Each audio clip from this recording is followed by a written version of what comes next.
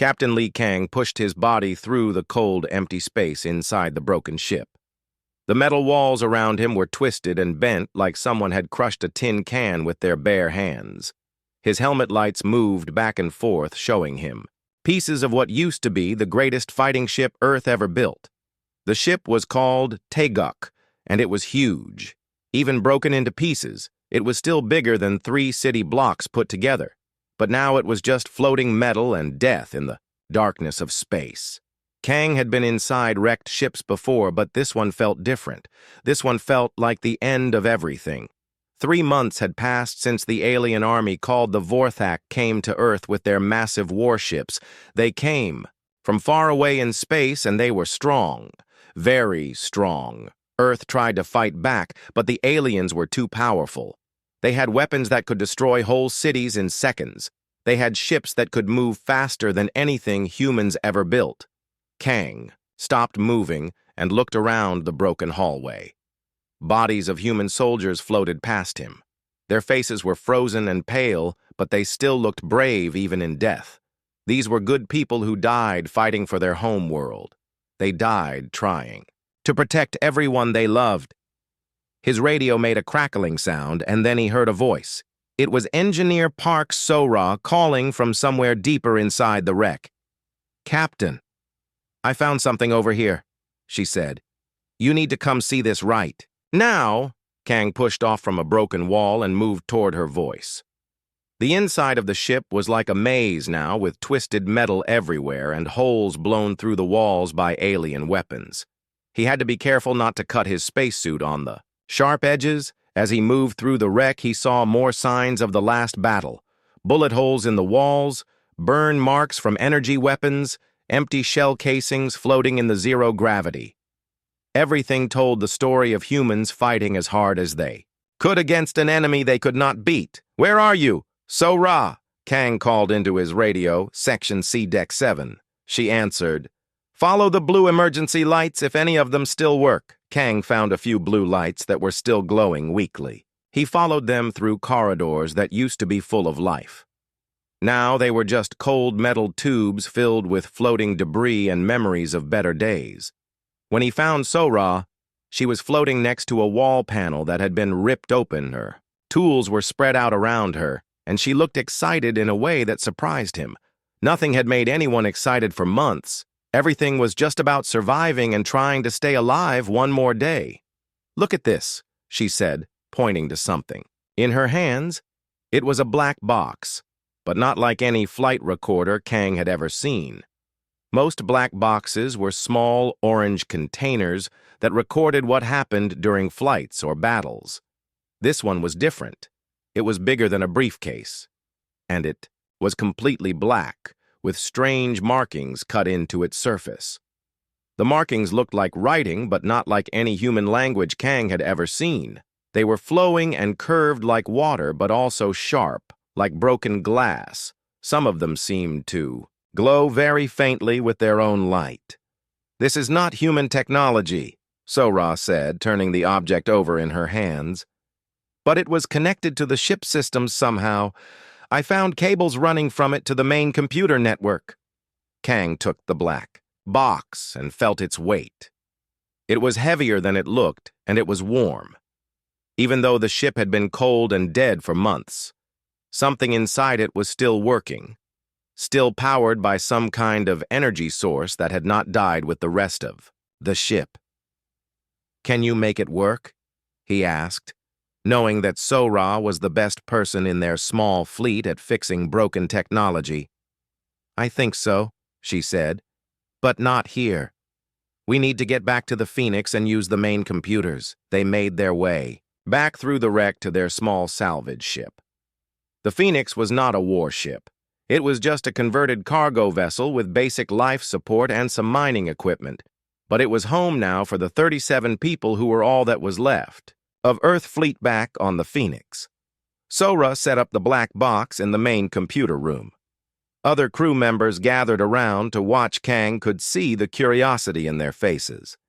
It had been so long since they found anything hopeful, anything that might give them answers about what had happened to their world. So-Ra worked for many hours connecting cables and running diagnostic programs. The black box was protected by encryption that was more complex than anything she had seen before, but she was patient and skilled, and slowly she began to break through the alien security. "It's not just recording flight data," she said, as lines of code appeared on her screen. This thing was monitoring something else, something much more complex: communications. Officer Kim Jin-soo leaned over her shoulder to look at the data.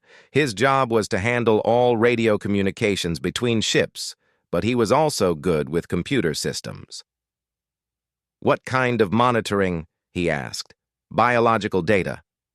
So-Ra replied, "Heart rates, brain activity, stress levels, emotional responses." It was watching the human crew members and recording everything about how they acted and reacted. The first audio file finally decoded and played through the computer speakers. The voice that came out was human, but the words were in the alien Vorthak language that most humans did not understand. But Jin-soo had learned some of their language during the war. His face went white as he translated. Phase 7 complete. The weapon deployment was successful, beyond all projections.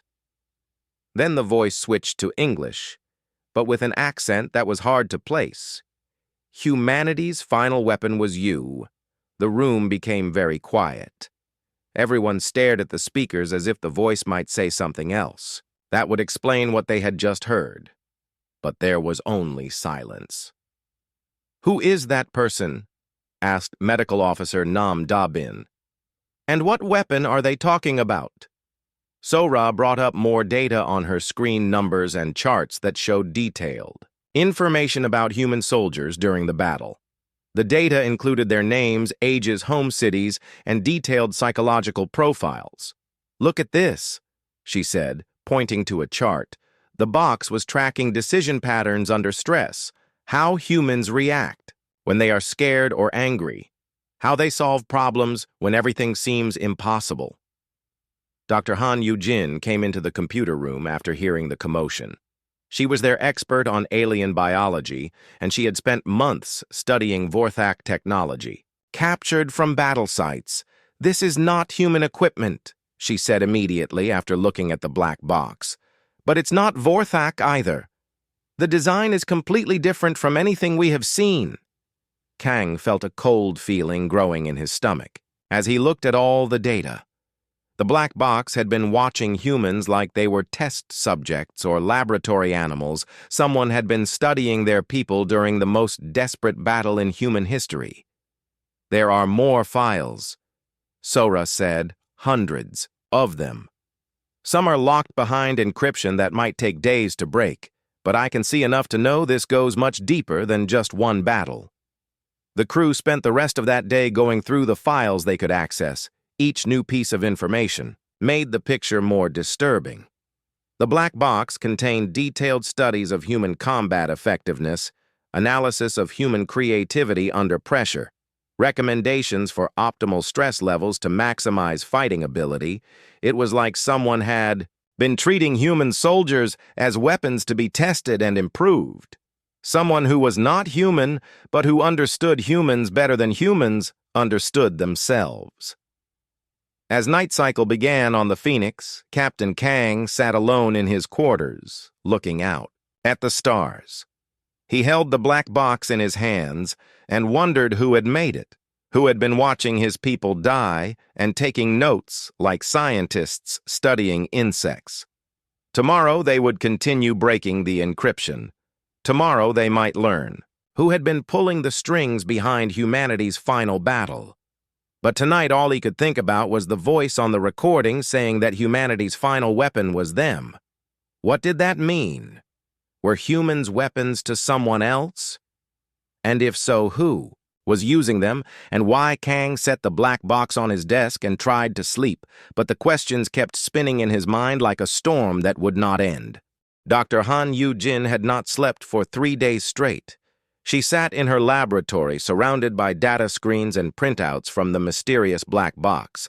Her eyes were red and tired, but she could not stop working. The information she was finding was too important and too terrifying to ignore. The black box was like a treasure chest of secrets, but every secret made her feel sick inside. It contained thousands of files about human soldiers and how they fought in battles. The files were written like scientific reports, as if humans were laboratory animals being studied by researchers. Yu Jin called Captain Li Kang to her lab at 0600 hours ship time. When he arrived, she had dark circles under her eyes and her hands were shaking. "From too much coffee and too little sleep, Captain. You need to see this," she said, pointing to her main screen. "These files are not just about our last battle. They go back years, maybe decades."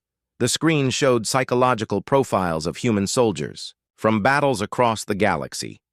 Battles that happened long before the Vorthak came to Earth. Places with names like Kepler 438 and Wolf 359 systems that most humans had never heard of. "Our people have been fighting wars in other star systems," Yu Jin continued. "Wars we knew nothing about on Earth. Look at these deployment records, thousands of humans sent to fight on alien worlds." Kang studied the data with growing horror. Each file contained detailed information about human soldiers, their strengths and weaknesses, how they reacted under pressure, how creative they became when facing impossible odds. The reports read like instruction manuals for using humans as weapons medical officer. Nam Dabin entered the lab carrying her own stack of printed files. Her face was pale, and she looked like she had seen something that would give her nightmares for years. "Doctor, I analyzed the brain scan data from the black box," she said. "Someone was studying human neural pathways, the way our minds work, when we are afraid or angry or fighting for our lives." She put a brain scan image on the secondary screen. It showed a human brain with different areas highlighted in bright colors. "They were mapping our thought processes," Dobbin explained. "Understanding how humans make decisions in combat situations, how we process fear and turn it into aggression, how we solve problems that should be impossible to solve." Yu Jin brought up another file that made both women step back in shock. It was a video recording showing human children being taken from their families. The children looked happy and excited, like they were going on an adventure.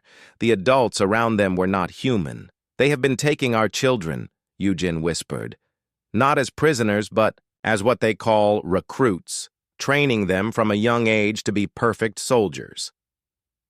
The video showed the children in what looked like a school, but the lessons were about weapons and tactics and alien languages the children learned to fight with, tools they had never seen before. They studied star maps of places their parents did not know existed. Captain Kang felt anger building in his chest like a fire that wanted to burn everything around him. Someone had been stealing human children and turning them into soldiers. Someone had been using his people as weapons in wars they did not understand. Communications, Officer Kim Jin-soo rushed into the lab with his tablet computer in his hands. His face showed the same mix of horror and disbelief that everyone else wore these days. "Captain, I found communication logs buried in the deepest files," he said. "The Vorthak were not our enemies. They were working with whoever made this black box." Jin-soo showed them decoded messages between Vorthak, commanders, and unknown contacts. The messages talked about human deployment schedules and combat effectiveness reports. They discussed humans like they were equipment being shared between different military units. The war against Earth was not real. Jin-soo continued. It was a test. The final examination of how humans perform under ultimate pressure when they think their entire species is about to die. Yu Jin pulled up more files that supported this terrible revelation. The black box contained battle analysis reports that praised human creativity and adaptability. The reports said humans were the most effective combat units ever discovered in the galaxy. "Look at this section," she said, pointing to a paragraph highlighted in red. It says, "Humans excel in impossible situations that would break the spirits of other species. It says we have an unusual capacity for violence combined with creative problem-solving." The reports went into detail about human psychology during combat. How humans could fight harder and longer when they believed they were protecting their families. How they became more dangerous when they thought they had nothing left to lose. Engineer Park. Sora joined them in the lab after working all night on the encryption. She looked exhausted but also excited, like someone who had solved a difficult puzzle. "I broke through the deepest security layers," she announced. "And what I found changes everything we thought we knew about our place in the galaxy." She activated the main display and showed them star charts that covered thousands of light years. The charts were marked with symbols showing human deployment zones across dozens of different star systems.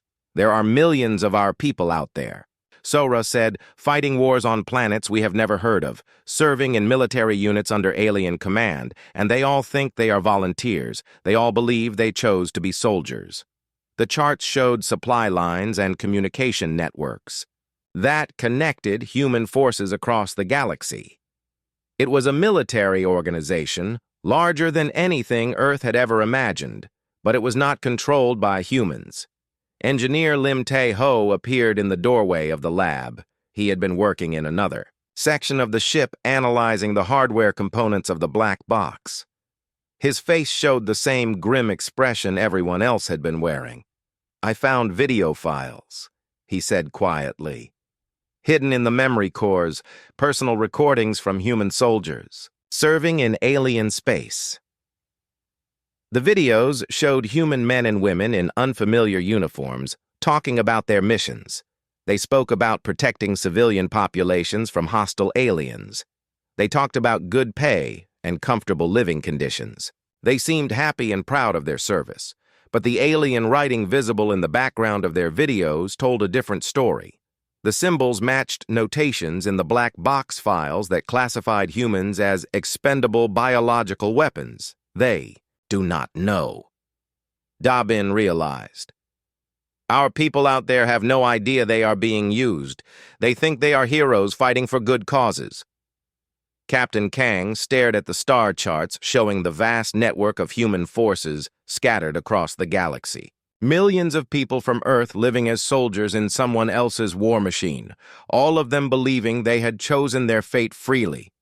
"We need to find out who is controlling this operation," he said. "And we need to learn how many of our people are still alive out there." The black box had given them coordinates for major human bases throughout the galaxy. The closest one was in the Kepler 442 system, only 3 weeks away at maximum speed, Captain. Sora said, "There is something else. The black box contains recent communication logs. Someone is still actively managing human deployments. The system is still running." She showed them message logs dated just days before they found the black box. Orders for new human recruits. Requests for specific types of soldiers, performance evaluations of human units in active combat zones. "Whoever is doing this to us," Kang said, "they are still out there, still using our people. And they have no idea we found their black box for the first time since Earth fell." Captain Kang felt something other than despair. He felt purpose. The mystery of who had been controlling humanity was starting to unravel, and soon they would have enough information to fight back. The crew of the Phoenix had spent months running and hiding from an enemy they thought had destroyed their world. Now they were learning that the real enemy was someone else entirely, someone who had been manipulating humanity for much longer than anyone suspected, as the ship prepared to change course toward the Kepler system. Kang looked at the black box sitting on Yujin's desk. It had started as a simple salvage find. Now it was the key to understanding humanity's true place in a galaxy much stranger and more dangerous than they had ever imagined. The 3 ships of the Resistance fleet moved through space like ghosts in the night. Captain Li Kang commanded the Phoenix, while 2 other salvage vessels, the Sunrise and the Freedom, followed close behind. They had been traveling for 18 days toward the Kepler 442 system, using coordinates found in the mysterious black box. Navigator Oh Minho sat at his station, studying star charts and plotting courses around dangerous areas of space. The galaxy was full of automated defense systems, left behind by the Vorthak Empire. Even though the war was over, these machines still attacked any human ships they detected. "Captain, we need to change course again," Minho reported. "Long-range sensors are picking up a patrol grid about 6 light hours ahead." Kang nodded and authorized the course change. They had been making detours for days, now adding weeks to their journey. But staying alive was more important than arriving quickly. The crew had spent their travel time studying the data from the black box, and what they learned made everyone feel sick inside. Humans had been used as soldiers across the galaxy for decades, maybe centuries, and most of them had no idea they were being manipulated. Engineer Park, Sora had decoded thousands more files during the journey. The files showed deployment schedules for human forces on planets with names no Earth human had ever heard: Kepler 186f, Ross 128b, Proxima Centauri, B worlds, where human soldiers fought and died believing they were heroes. "How many of our people are out there?" asked Medical Officer Nam Dabin during one of their daily briefings. "Conservative estimate is 3 million. Sora replied, "But the numbers could be much higher. The black box only contains data from..." The last 50 years, Dr. Han Yu-jin had been studying the psychological profiles of deployed humans. She found patterns that made her understand why their people had been chosen as weapons. Humans are different from other species in the galaxy. She explained, "Most alien races are either very logical or very emotional, but humans are both. We can think clearly while feeling strong emotions. We can be creative while under extreme pressure." The files contained comparisons between humans and other species that had been tested as potential soldiers. The other species either broke down under stress or became too rigid in their thinking. Only humans could adapt and improvise while maintaining their fighting spirit. Communications Officer Kim Jin-soo monitored alien communication channels during their journey. Most of the galaxy seemed peaceful now that the war was over, but he occasionally picked up references to human mercenary units still active in distant systems. "They are calling us the Ghost Warriors," he reported. "Soldiers who appear from nowhere, complete impossible missions, and then vanish again." As they approached the Kepler system, their sensors began detecting massive amounts of artificial activity. Long-range scans showed structures that were enormous, even by galactic standards. "Captain, you need to see this," called out pilot Choi Hye-jin from her position at the sensor array.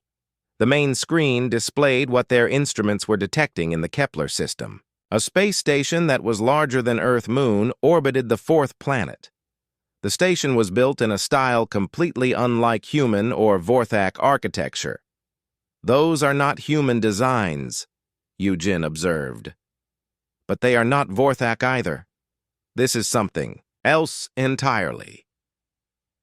The station was a mix of organic curves and crystalline structures that seemed to grow rather than be built. Parts of it pulsed with soft light like a living creature, breathing. Other sections were angular and sharp like geometric crystals. But what made everyone gasp were the hundreds of human ships scattered around the massive station. Transport vessels, cargo haulers, and even what looked like modified Earth military ships, all moving in organized patterns like busy workers. "Around a hive. Those are our people," whispered Engineer Lim Tae-ho. "But what are they doing there?" Intelligence Officer Yoon Sung-ho worked frantically at his station to intercept communications between the human ships and the station. What he found made everyone's blood freeze in their veins. The humans were not fighting or trying to escape. They were docking peacefully with the station. They were talking casually on open channels about work schedules and pay rates and their next assignments. "To other star systems, listen to this," Sung-Ho said as he played an intercepted conversation. A human voice came through the speakers, cheerful and relaxed. "Transport 7, requesting docking permission for new recruit delivery. 43 volunteers. Ready for processing." Another human voice replied, "Permission granted, Transport 7, use Docking Bay 12. Welcome back." The conversation continued with discussion of deployment bonuses and vacation time and families back on colony worlds. It sounded like any normal workplace conversation, but the context made it horrifying. They think they are employees. Sora realized volunteers working for a legitimate military organization. More intercepted messages revealed the scope of the operation. Human soldiers talked about their contracts and their service records. They discussed their next assignments to distant worlds where they would serve as elite combat specialists. Some conversations mentioned Earth, but only as one of many recruiting worlds. They spoke about the destruction of Earth as a tragedy, but also as an opportunity to recruit refugees who had nothing left to lose. They have been told Earth was destroyed by an unknown enemy. Jinsu translated from the communications. They think they are survivors who joined this organization for protection and purpose. The black box data showed how the deception worked. Human recruits were told they were joining an intergalactic peacekeeping force that protected innocent civilizations from hostile aliens. They were given fake histories about the conflicts they fought in. Always told they were the good guys, defending the weak captain. Kang ordered the fleet to maintain distance while they observed and gathered intelligence. The massive station was clearly the center of a vast military operation that used human soldiers. But who was running it? "Captain, I am detecting another type of signal," reported Sung-Ho. "It's not human or Vorthak, it's something completely different, the fuss." Signals were coming from deep inside the station-coded transmissions in a language that their computers could not translate. But the pattern analysis showed they were command and control messages. Someone or something is giving orders from inside that station, Kang said, and our people are following those orders without question. Over the next several days, they watched transport ships arrive carrying new human recruits from colony worlds scattered across the galaxy. Young men and women, who looked eager and hopeful as they boarded shuttles to the station. They also watched military transports depart, carrying human soldiers to deployment zones. The soldiers looked professional and confident, ready to fight for what they believed were just causes. "This is not a prison," observed Nam Dabin. "It's a recruitment and training center. Our people are here voluntarily, but the black box data told a different story. The files contained psychological manipulation techniques used to ensure human loyalty, subtle conditioning that made recruited humans believe completely in their missions. They are being programmed," Eugene explained, "not with machines, but with carefully designed experiences that shape their thoughts and emotions. The conditioning was so subtle that the humans never realized it was happening. They genuinely believed in their cause and their commanders. They would fight and die willingly for an organization that saw them as expendable weapons as they prepared." For the next phase of their investigation, Captain Kang gathered his senior staff for a final briefing. They had learned enough to understand the scale of the operation, but not enough to know who was behind it. "We need to get inside that station," he announced. "We need to make contact with our people and find out who is controlling this entire system." The plan was dangerous and probably impossible. They would have to infiltrate a heavily defended facility operated by millions of humans who had no idea they were slaves. But the black box had given them one advantage. Hidden in the deepest files were access codes and identification numbers that might allow them to pose as legitimate personnel.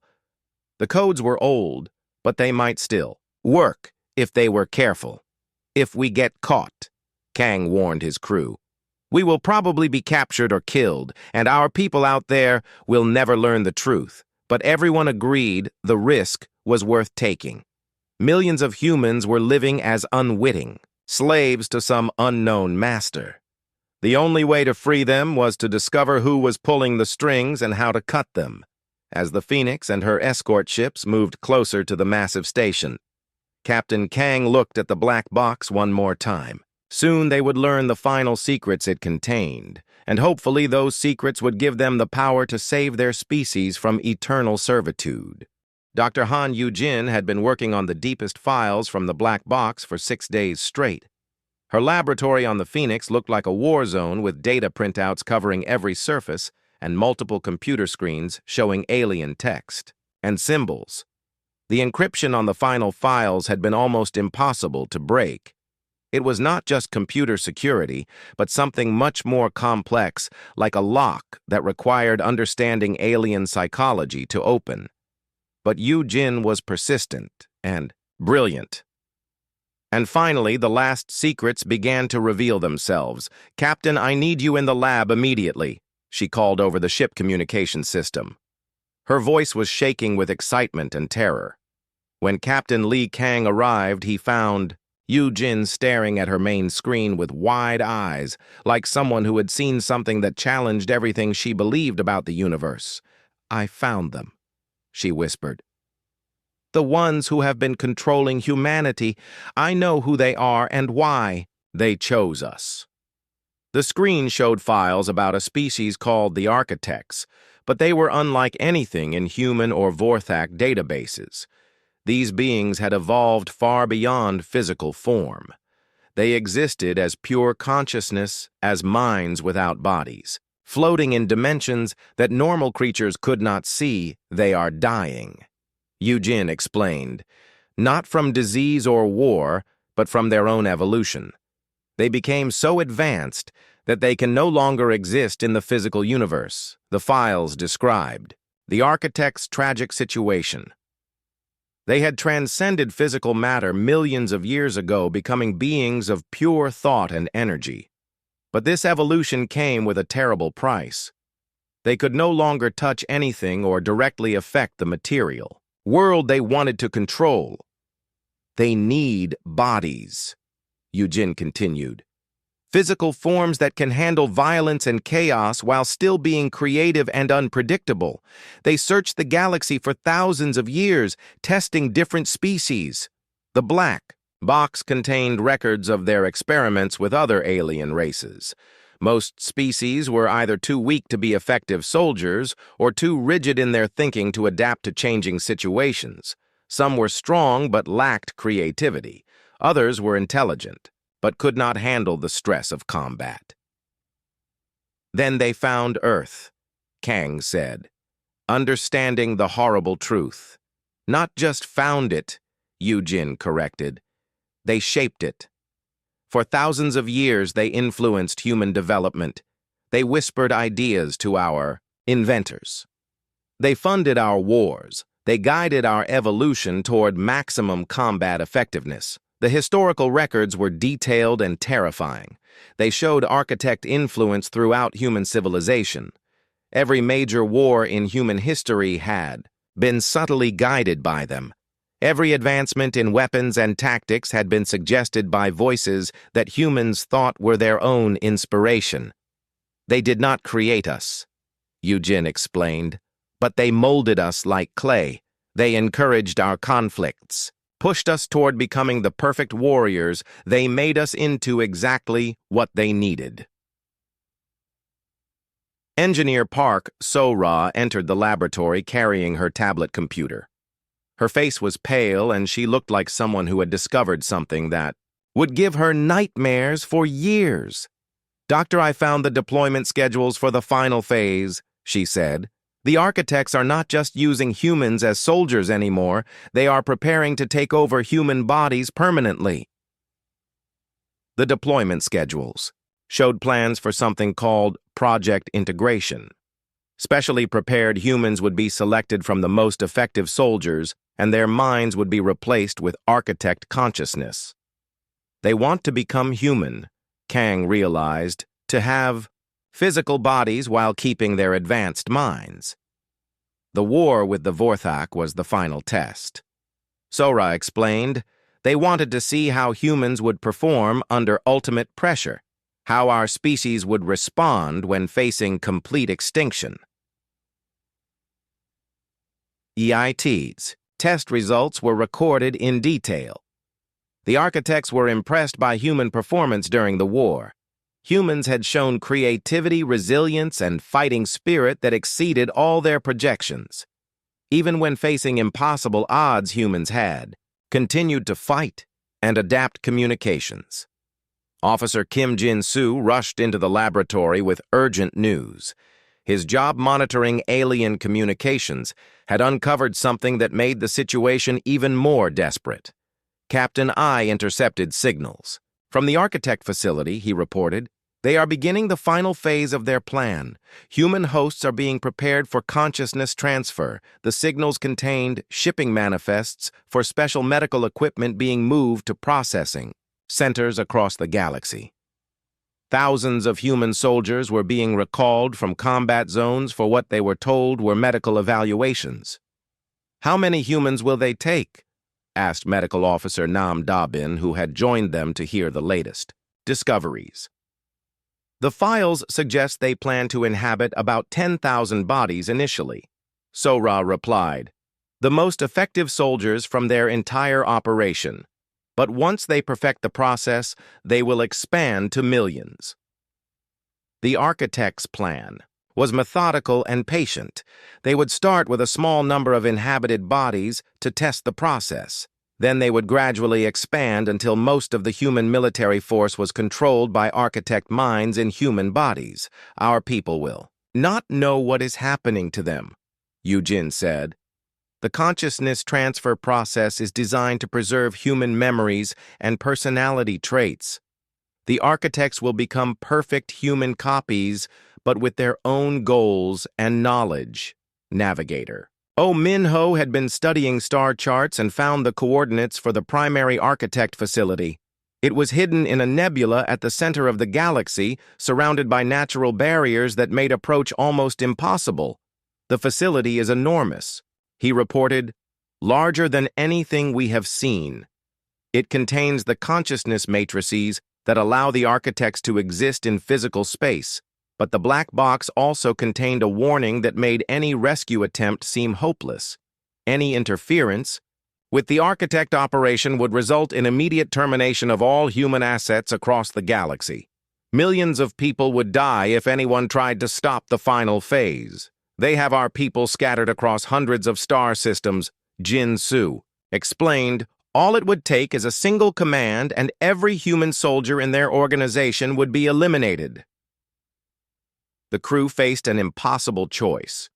They could try to save themselves and let humanity become a race of willing slaves controlled by alien minds. Or they could risk everything to free their species, knowing that failure would doom millions of innocent people. Intelligence Officer Yoon Sung-ho had been analyzing the architect technology descriptions in the black box. He found something that might give them a small advantage against seemingly impossible odds. The architect's greatest strength is also their weakness, he reported. Their consciousness exists in massive computing systems. If those systems are damaged, they will be forced back into dormancy. The consciousness matrices were physical devices that required enormous amounts of energy to maintain architect awareness. If the matrices were destroyed, the architects would not die, but they would be unable to maintain coherence for centuries. We would have to penetrate the most heavily defended facility in the galaxy, Kang said, and do it without killing our own people who are guarding it. Engineer Lim Tae-ho had been studying the technical specifications of architect systems. He found detailed schematics that showed exactly how their consciousness matrices worked. The matrices are vulnerable to a specific type of electromagnetic pulse, he explained. But the pulse generator would have to be placed at the exact center of their facility. It was a suicide mission against impossible odds. but it was also the only chance humanity had to remain human instead of becoming vehicles for alien consciousness. "There is something else," Eugen said quietly. "I found personal logs from architect researchers. They are not evil. They genuinely believe they are helping both species by combining architect knowledge with human physical ability." The logs showed architect scientists discussing the benefits of the merger. They believed that humans would be enhanced by architect consciousness, gaining knowledge and abilities that would make them the dominant species in the galaxy. "They think they are saving us," Kang realized. In their minds, this is cooperation, not conquest. But cooperation required consent, and the humans being prepared for consciousness transfer had no idea what was really happening to them. They thought they were receiving medical treatment or special training, not having their minds replaced, as Captain Kang looked at the star charts showing the location of the architect facility. He knew that everything depended on the choices they made in the next few hours. They could run and hide, hoping to survive while their species was transformed into something else. Or they could attempt the impossible and try to save millions of people who did not even know they needed saving. The black box sat on Eugen's desk like a silent witness to the greatest decision in human history. Soon they would know whether humanity had the strength to remain human, or whether they would become something else entirely. Captain Lee Kang stood in the main briefing room of the Phoenix, surrounded by the senior officers from all 3 ships in their small fleet. The decision had been made, and there was no turning back. They would attempt to infiltrate the architect facility and stop the consciousness transfer process, even if it meant their own death. "We have one advantage: they do not know we exist," Kang announced to the assembled crew. "The black box was lost during the battle for Earth. The architects think all their secrets are still safe." Engineer Park. Sora had spent the last 48 hours studying architect technology and systems. Her analysis had revealed something unexpected that might give them a chance against impossible odds. Their consciousness. "Matrices are incredibly powerful, but they have a critical weakness," she explained. "The architects exist as pure thought, which means they need massive computing power to maintain their existence. The consciousness matrices were physical devices, the size of city blocks that contained the processing power needed to keep architect minds stable in reality. If those matrices were damaged or destroyed, the architects would be forced back into dormancy for centuries. We do not need to kill them," Sora continued. "We just need to disrupt their ability to remain conscious in our dimension." Medical Officer Nam Da-bin had been working on another aspect of the problem: how to infiltrate a facility defended by millions of human soldiers without killing their own people. "I have developed a weapon system based on human brain chemistry," she announced. "It will temporarily disable human nervous systems without causing permanent damage. The weapon used electromagnetic pulses tuned to human neural frequencies. It would cause instant unconsciousness that would last for several hours, but without any lasting effects on memory or brain function. It is completely untested," Dobbin admitted, "and it might not work at all. But it is our only option for a non-lethal approach." The plan was audacious and probably suicidal. They would use the access codes found in the black box to approach the architect facility disguised as a legitimate transport. Then they would deploy the neural disruptor weapon to incapacitate the human guards and fight their way to the consciousness matrix's navigator. Oh Min-ho had plotted their course through the dangerous nebula that surrounded the architect facility. The nebula was filled with energy storms and gravitational anomalies that made normal space travel impossible. "We will have to shut down all our electronic systems and navigate by sight alone," he warned. "One mistake and we will be crushed by gravitational forces or fried by energy discharges." As they approached the nebula, their long-range sensors detected something that changed everything about their mission. The facility was not just a processing center for consciousness transfer. It was a massive city in space, containing millions of human inhabitants. "Those are not just soldiers," observed intelligence officer Yoon Sung-ho. "There are families living there, children playing in recreation areas, entire communities that think this place is their home." The facility was beautiful, in its own alien way, organic curves and crystalline structures that glowed with soft light, like a living jewel floating in the colorful gases of the nebula parks and gardens, were visible through the transparent sections where human families walked, and children played. "How do we fight this?" whispered pilot Choi Hye-jin. "These people are not prisoners. They are living, normal, happy lives." Dr. Han Yu-jin had been studying the social structure of the facility through intercepted communications. What she found was both wonderful and terrifying. They have created a perfect society.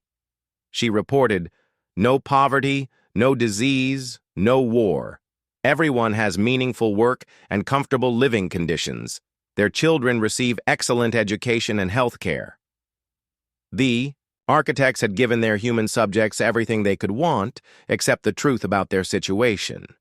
The humans living in the facility believed they were part of an advanced civilization that protected the galaxy from hostile forces. "They think they are the good guys," Communications Officer Kim Jin-soo said as he listened to conversations between facility residents. "They genuinely believe they are heroes serving a noble cause." The conversations he intercepted were filled with pride and satisfaction. People talked about their important work, protecting innocent civilizations.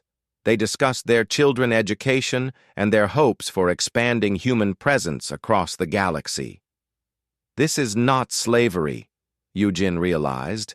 "This is seduction.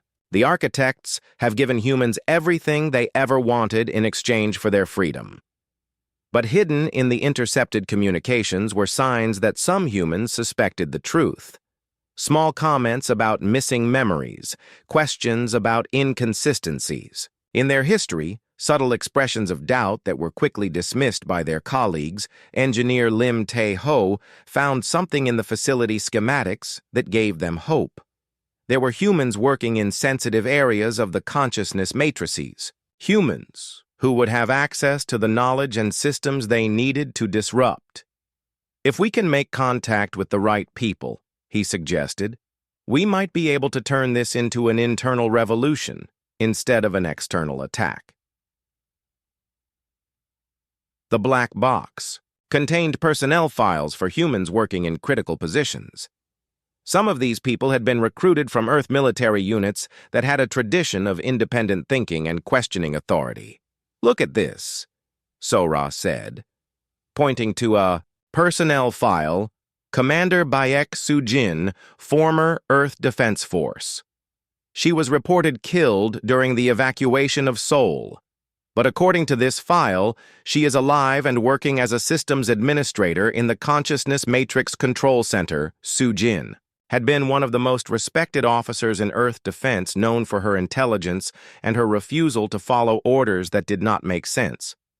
If she was still alive and if she suspected the truth, she might be willing to help." "How do we contact her without alerting the architect's security systems?" asked Kang Jin-soo, had been studying the facility communication networks.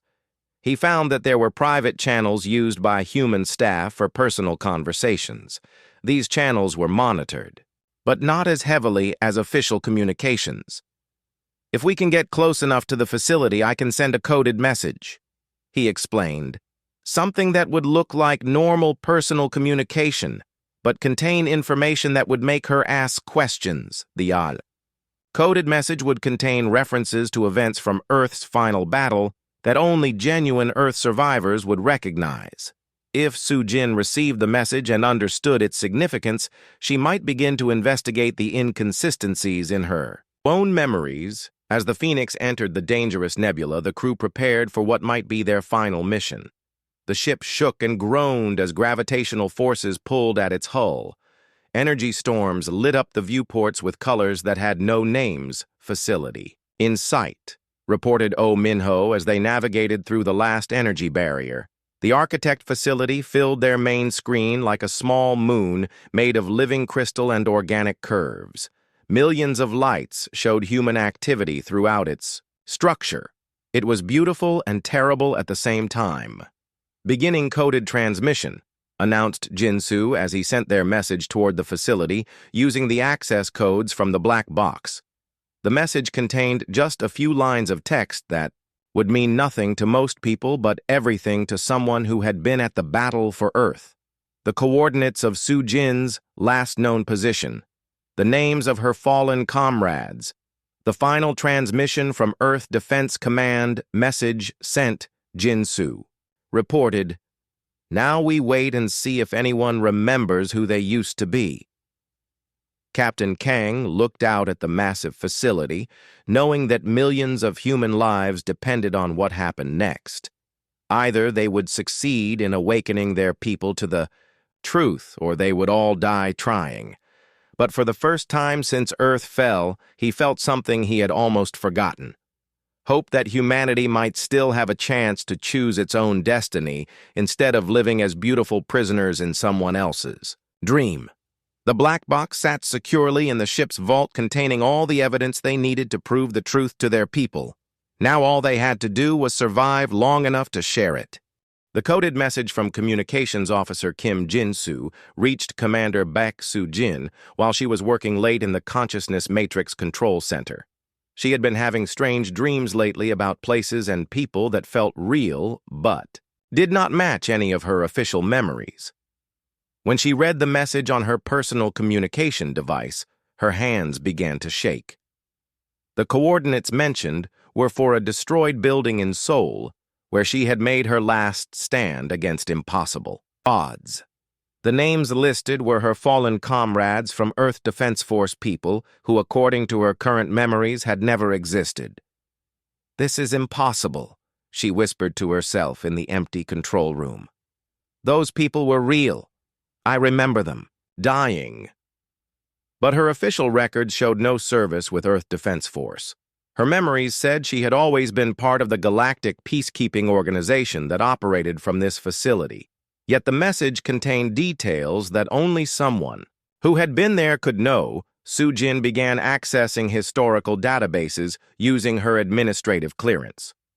What she found made her question everything she believed about her life. The record showed Earth as a primitive world that had destroyed itself in nuclear war. But her dreams showed a beautiful blue planet with cities and forests and people who looked just like her. Over the next 3 days, Soo-jin carefully investigated the inconsistencies in her memories. She used her security clearance to access files that most facility residents never saw. Deep in the classified databases, she found references to memory adjustment procedures and psychological conditioning protocols. "They have been changing our memories," she realized with growing horror, "making us forget who we really were." Soo-jin was not the only one having doubts. Across the facility, other humans had been experiencing strange dreams and fragmented memories that did not match their official histories. A network of quiet questions and careful conversations began to form among the facility staff. Medical technician Park Ji-min had been having dreams about a sister who, according to her records, had never existed. Security officer Lee Dong-woo remembered a childhood on Earth, but his files said he had been born on a colony world. Engineer Kim Yeon-soo kept dreaming about a university that her official education records said she had never attended. "We need to meet." Soo-jin sent in carefully coded messages to the people she had identified as having similar memory problems. "Conference room 7 at midnight. Bring any physical evidence you have found." The group that gathered in the darkened conference room was small but determined. 12 people who had discovered that their entire lives might be lies. They shared their dreams and their doubts and slowly pieced together fragments of suppressed memories. "I found this in my personal belongings," said Park Ji-min, holding up a photograph that showed her with a woman who looked exactly like her. According to my files, I have no family, but I remember this person. I remember loving her. Lee Dong-woo had found a military decoration in his quarters, a medal for bravery that had no match in his official service record. But he remembered earning it during a desperate battle to evacuate civilians from a burning city. Someone has been stealing our past, Soo-jin said, and replacing it with false memories that make us loyal to this organization. The group began meeting regularly using their security clearances to access deeper levels of the facility database. What they found was a systematic program of memory modification that had affected every human in the facility. Look at these psychological profiles. Kim Yeon-soo showed them classified files. We are not